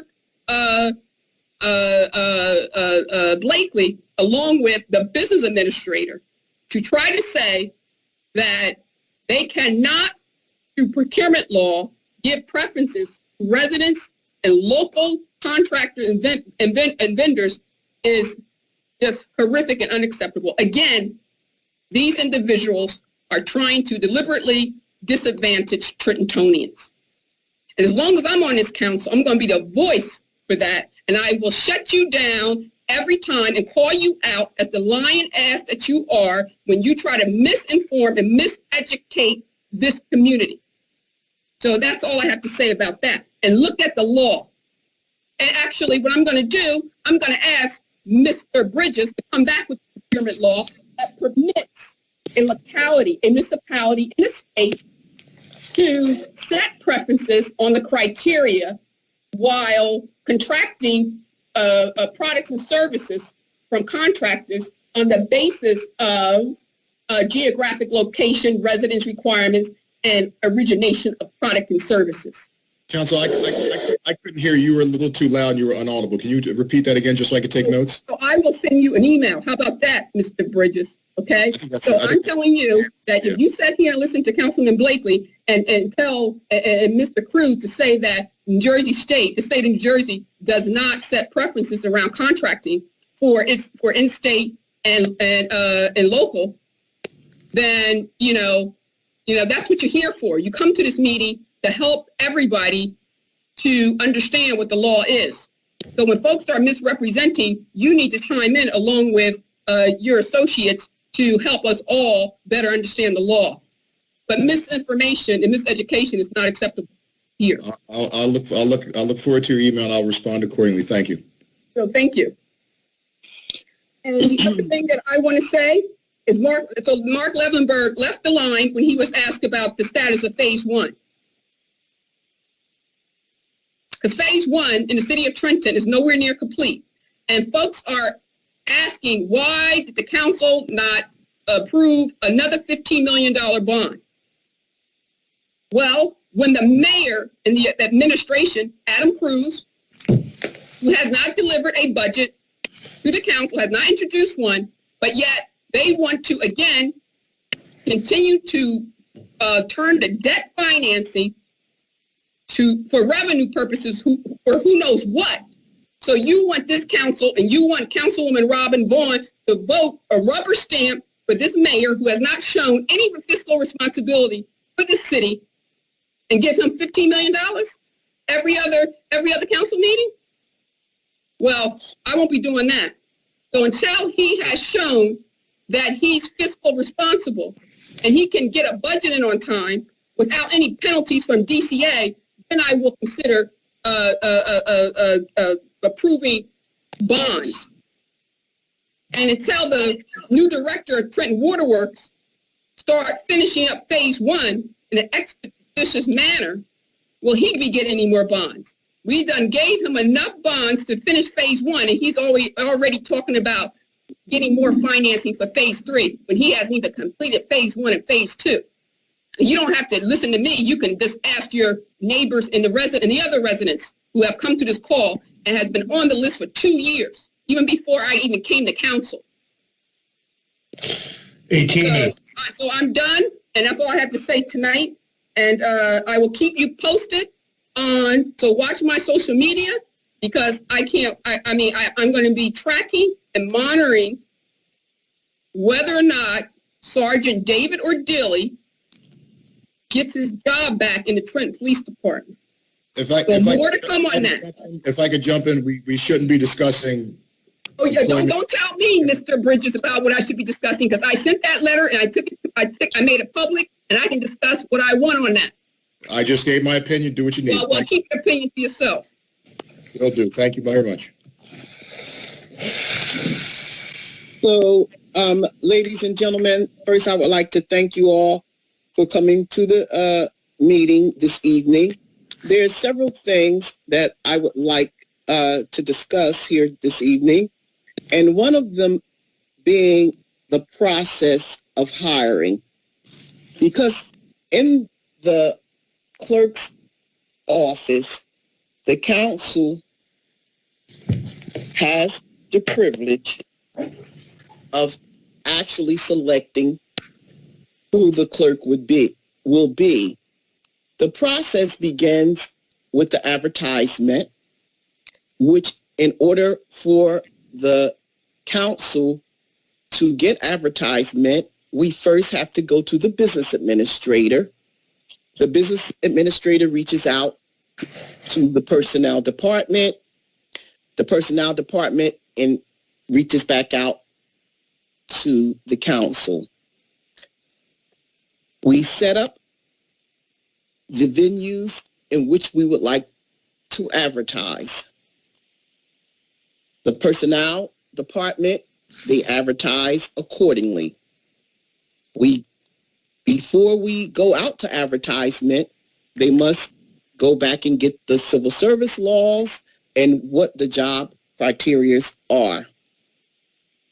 In finding a clerk, we had to make sure that we were in step with the civil service laws, which is making sure that a permanent clerk has an RMC, a registered municipal clerk. That is what is required to become a clerk. So we go through the process of advertising, and we select, and we select based on the criteria, which is you must have certain certifications. In this particular case, all of those steps were followed. There were interviews for the people that possess the RMC certification.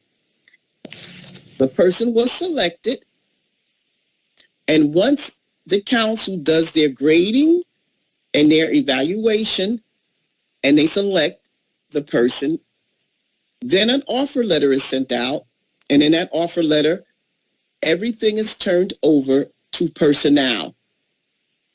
There is no one in the clerk's office that has a right under any statute or any type of city code that could say a person cannot have a background check. First of all, we're dealing with the Department of Community Affairs. The Department of Community Affairs will also make sure that that person has a background check. Personnel will make sure that that person has a background check, a physical, and all of the above. There is no individual on this body that could waive a background check. So when you keep coming to this council stating that there was no background check, it's impossible for anyone hired in the city of Trenton, for any council member to waive that. We don't have the authority to do that. And every employee has to take a drug test, a fingerprint, and have to have a complete physical in order to become eligible for employment in the city of Trenton. So when people keep coming in saying, oh, there was no background, what are you people talking about? The city council doesn't have that authority. The only person that can waive a background check that I know is a governor or a senator that has aides or somebody that works connected to them, but not for a public office. No one can waive a background check. And so I'm going to move on from that, because if you do your research, you'll find out that the council doesn't have that authority. And then I want to talk about the training. I want to talk about the training for the young women and men in the city of Trenton. Excuse me. The city of Trenton shells out millions of dollars under the CBDG grant funding, the community block funding. And when we shell that money out to these nonprofit organizations, there's a training piece connected to the money. So when you want to find out who should be doing the training for Trenton, you need to go to the Housing and Economic Development Department, where the CDBG grant monies are distributed, and find out the nonprofits that receive that money that should be giving us a complete list, because the training should be ongoing, because they keep coming back to us for millions of dollars, and they keep getting the millions. But yet and still, when contracts come up and we ask why Trentonians can't be employed on there, well, they're not trained. Well, they're not experienced, but they should be, because we're shelling out millions to get them trained. So they should be trained. And when you talk about workers coming on, we had seasonal employees. When seasonals come on, they're only allowed to work for the 90 days. But those are the same seasonals that you should be able to go back and get 5 days to 10 days after their first 90 days expired. You should be able to reach back and get the seasonal employees. But in this city, you're not able to.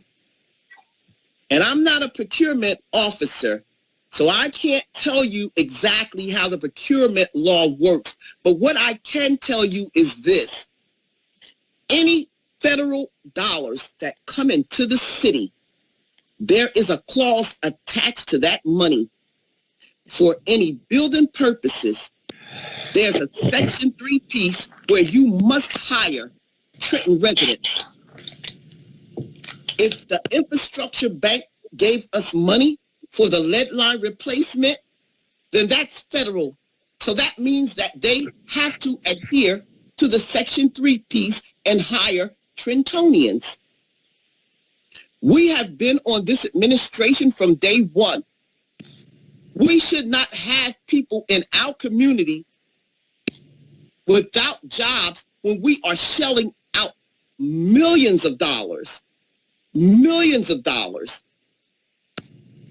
These federal funding contracts have a Section 3 piece attached to it.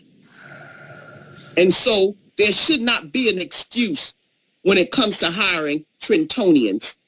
And I heard one of my colleagues say, oh, well, does the procurement law allow you to say you want to hire Trentonians? The procurement law might not say it, but the federal funded law says if you get a federal dollar in the city of Trenton, the Section 3 piece is attached to it, and you must look for workers in Trenton and to the projects first and to the surrounding community, and then you go at large. So there is a piece connected to that. And so when they say,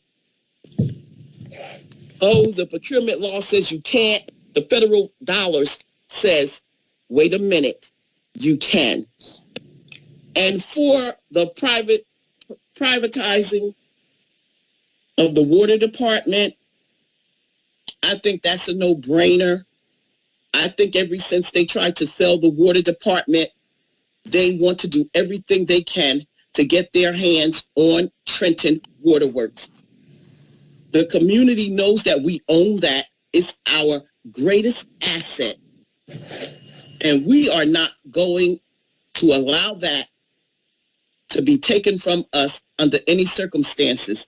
We will fight to the bitter end for that water because it's ours. It belongs to every resident that pays taxes in this city, and we intend to keep it. I would like to talk about the budget. We are about to start the budget process. We will be setting dates for all the departments. We will be going through this budget book line by line, department by department. On March the 29th, we will be finished because that is the time that the state allows us. That's the time that the law allows us. So it has to be complete and ready to submit to all, to the local finance department. And the budget books were delivered today. Mr. Collin will insert the new information that Mr. Cruz is going to send over. And after that information is inserted, we can begin to pick up our books so that we'll have the time needed. Today we were in a meeting with the Lieutenant Governor. They have granted us 4 days past January 15th because the law states that the mayor has to introduce that budget to us by January the 15th, but we did not get the budget books until today. So based on that, the Lieutenant Governor and the Director of DCA has given us the opportunity to have a budget conversation, the budget to be introduced to us on the 19th of January. And we will dedicate that entire meeting to the budget. And so I thank the Lieutenant Governor today. I would like to thank the Senator Turner. She was very instrumental in pulling the meeting together. And I would like to thank our Assemblywoman Verlina Reynolds Jackson and Anthony Varelli I would like to thank the mayor and his team for coming out today. And most of all, I would like to thank my colleagues, Robin Vaughn and Vice Chair Councilwoman Caldwell Wilson for coming to the meeting today. I believe that was one of the very first of many, and I look forward to continuing this conversation in hopes that we will be able to, in the very near future, turn the page in Trenton and begin to get some of our residents employed.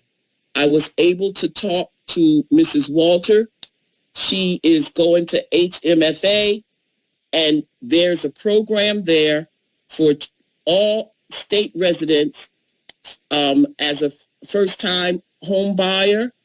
I'm going to get that information and distribute it and have it placed on the city's website, and also deliver it through the city of Trenton so that we can have some of our employees become homeowners. I think that was a good information that came out of the meeting today, along with a lot of other information. For the last 2 years, we did not sign the MOU.